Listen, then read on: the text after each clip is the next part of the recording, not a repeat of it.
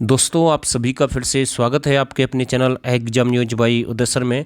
दोस्तों ये हमारी दूसरी वीडियो है टॉपिक वाइज जो आपकी हम हरियाणा की जो हमने सीरीज चलाई आपके लिए मिट्टी से जुड़े हुए जो बाकी के प्रश्न बचे हुए हैं इस वीडियो में कंप्लीट करेंगे। और मिट्टी से जुड़े हुए जो अच्छे लेवल के जो कुछ प्रश्न थे वो हमने पार्ट 1 में किए हैं, ये पार्ट 2 है। अगर किसी ने पार्ट 1 नहीं देखा तो एक बार ज़रूर चेकआउट कर लेना, तभी आपको यहाँ से अच्छे से समझ में आएगा। तो पहला प्रश्न आपके सामने, हरियाणा में तरंगित बालू मैदान कहाँ पर पाए जाते हैं?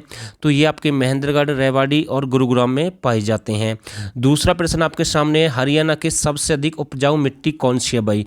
देखो ये हरियाणा की सबसे अधिक जो उपजाऊ मिट्टी है ये आपकी गिरिपादीय मिट्टी है, जो कि आपके उत्तरी पूर्वी क्षेत्र में मिलती है। जैसे आपकी जगाधरी है, पंचकुला है, कालका है, वहाँ पर इस मिट्टी को देखा जा सकता है और ये सबसे अधिक उपजाऊ मिट्टी है और इसे हम एक प्रकार से मैदानी भाग की मिट्टी भी कह सकते हैं, ध्यान रखना इस बात का। प्रश्न नंबर 3 है, हरियाणा में गिरिपादीय मिट्टी का विस्तार कैसा है? तो मतलब कि ये जो मिट्टी है 25 किलोमीटर चौड़ा भाग होता है इसका, उसके अकॉर्डिंग आप इसकी पहचान कर सकते हैं, वो भी मैदानी भाग के अकॉर्डिंग। ठीक है, ध्यान रखना, एक एक चीज़ आपको मैं समझाने की कोशिश कर रहा हूँ अपनी तरफ से। तो ये बात मैंने पहले ही आपको बताई थी भाई, ये जो 25 किलोमीटर चौड़ी पट्टी पाई जाती है गिरिपादीय जो मिट्टी है, तो इसका क्षेत्र कौन सा है? मैदानी भाग तो मैंने आपको बताया था और डिस्ट्रिक्ट के नाम भी लिए थे, जैसे कालका मैंने बताया था, पंचकुला, जगाधरी यमुनानगर में है और एक आपका अंबाला है। अंबाला का जो नारायणगढ़ है वो काफ़ी प्रसिद्ध है, ध्यान रखना इस बात का। प्रश्न नंबर 5 आपके सामने है, शिवालिक पहाड़ियों पर कैसी खेती होती है? तो ये भी मिट्टी से जुड़े प्रश्न बन सकते हैं। वैसे खेती की हम बात कर रहे हैं तो यहाँ पर सीढ़ीदार खेती की जाती है भाई, ध्यान रखना, जो पहाड़ी है शिवालिक की सीढ़ीदार यहाँ पर खेती की जाती है। और जो पहाड़ी क्षेत्र होता है वहाँ पर चट्टानी मिट्टी पाई जाती है। कैसी मिट्टी पाई जाती है? चट्टानी मिट्टी पाई जाती है। इसके बारे में हमने लास्ट वीडियो में आपको पूरी जानकारी दी है। हरियाणा का कितना प्रतिशत भाग समतल व तरंगित मैदान है? तो भाई ये एरिया लगभग 94% लगभग मैं कह सकता हूँ, ध्यान रखना इस बात का। कौन सा है? समतल और तरंगित मैदान है। जबकि तरंगित मैदान वाले जो क्षेत्र है वो 3 जिले थे, वो मैंने आपको फर्स्ट प्रश्न में बताए हैं।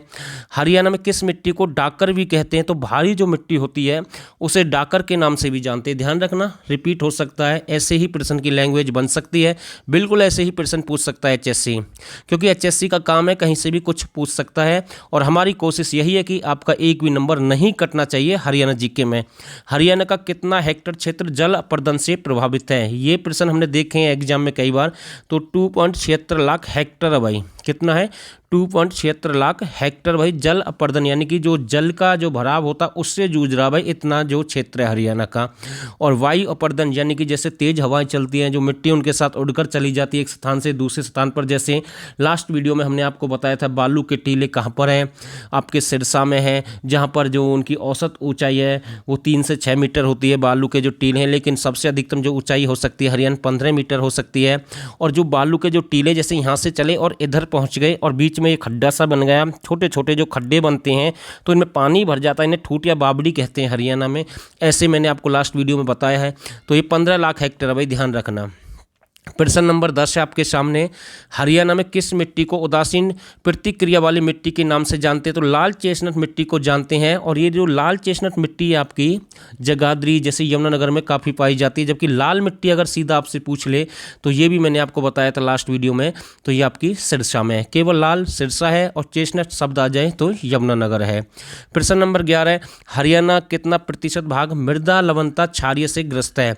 तो भाई मृदा लवणता यानी कि क्षारीय मतलब जो बंजर भूमि होती है एक प्रकार से, जिस पर पैदा नहीं हो सकती, या फिर पानी वगैरह मतलब पानी का जो प्रभाव ज़्यादा है, मतलब जो कि कम उपजाऊ है एक प्रकार से मैं ये कह सकता हूँ। तो 32% एरिया ऐसा भी देखने को मिलता है। और खासकर ये एरिया जो जहाँ पर बारिश कम होती है ऐसे वहाँ पर देखने को ज़्यादा मिल सकता है। ठीक है, चलो, केंद्रीय मिट्टी लवणता अनुसंधान केंद्र कहाँ पर है? इजी प्रश्न है, करनाल में है भाई। 1969 में इसकी स्थापना हुई थी। तो ये डेट बिल्कुल बार बार एग्जाम में आती है। हरियाणा में जल अपर्दन से ग्रस्त जिले कौन कौन से भाई? ये जो जल की समस्या से जूझ रहे हैं भाई, ठीक है, जहाँ पर रेह कल्लर वगैरह मतलब कि बंजर भूमि बन जाती है, रिहारा जिसे हम बोलते हैं देहाती भाषा में, तो यमुनानगर है, अंबाला है, पंचकुला भाई। नेक्स्ट प्रश्न देखते हैं, हरियाणा में बाढ़ के कारण मृदा अपरदन को रोकने के लिए किसका निर्माण करवाया गया है? तो ये काफ़ी समय की पहले की बात है। बाढ़ की समस्या से निपटने के लिए डिस्ट्रिक्ट फरीदाबाद में बड़कल झील का निर्माण करवाया गया था भाई, ठीक है। यानी कि जो मिट्टी के बहाव को या मिट्टी के अपरदन को रोकने के लिए, मिट्टी के कटाव को रोकने के लिए इसका निर्माण किया गया, ठीक है। आज एक झील है, यानी कि जो एक प्रकार से पर्यटक भी हम कह सकते हैं, और 1947 में इसका निर्माण हुआ। तो जो नए साथी इस चैनल को जरूर सब्सक्राइब कर देना भाई। जितना भी हमारे से हो रहा आपके लिए हम कर रहे हैं, अपनी तरफ से बेस्ट देने की कोशिश कर रहे हैं। तो आपको ये वीडियो ज़रूर अच्छी लगेगी, और उम्मीद करता हूँ अगर वीडियो अच्छी लगे तो लाइक और कमेंट और भाई शेयर जरूर कर देना, और साथ के साथ ये भी बताएं भाई वीडियो कैसी रही, ठीक है ना। हरियाणा में हल्की मिट्टी को किस नाम से जानते हैं? रोसली के नाम से जानते हैं। हरियाणा भारी मिट्टी को किस नाम से जानते हैं भाई? खादर के नाम से जानते हैं। ये वही खादर मिट्टी है, जब यमुना है या घग्गर है अपने साथ जो मिट्टी साथ बहाकर ले जाती पानी के साथ, या फिर उसके बाद जो नई मिट्टी का निर्माण होता है उसे खादर मिट्टी कहते हैं। ये नदियों के किनारे सबसे अधिक मिलती है, जैसे यमुना नदी है उनके पास में पाएगी भाई। उपजाऊ होती है लगभग, ये भी ध्यान रखना। हरियाणा उच्च भागों वाली मिट्टी को किस नाम से जानते हैं?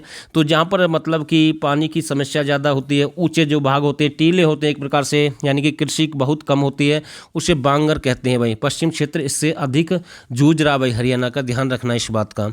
चलो, हरियाणा में ग्रस्त में लवणीय भूमि के उपचार के लिए ऑपरेशनल पायलट प्रोजेक्ट किस वर्ष प्रारंभ किया गया?